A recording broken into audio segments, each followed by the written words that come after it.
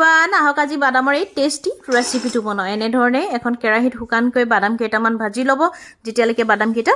ফাটি নাযায় আৰু এনেধৰণে এখন প্লেটত উলিয়াই বাকলি গুচাই ললো আৰু আনফালে এখন কেৰাহী গৰম কৰি তাতে জিৰা কেইটামান দি ফুৰণ দিলো তাতে বাকলি গুচাই লোৱা বাদাম কেইটাও দি দিলো অলপ সময় ভজাৰ পিছতে ইয়াতে আদা নহৰু দুফুটামান আৰু তিনিটা জলকীয়া মই ইয়াতে দি দিলো আৰু ইয়াতে এতিয়া মই কাটি লোৱা এটা পিয়াজো দি দিম আৰু অকনমান সোৱাদ অনুযায়ী নিমখো মই ইয়াতে দি লম আৰু এনেধৰণে কেখিলামান নৰসিংহ পাতো মই ইয়াতে দি দিম দি অকনমান সময় ভজাৰ পিছত আপোনালোকে ইয়াতে ৰঙৰ কাৰণে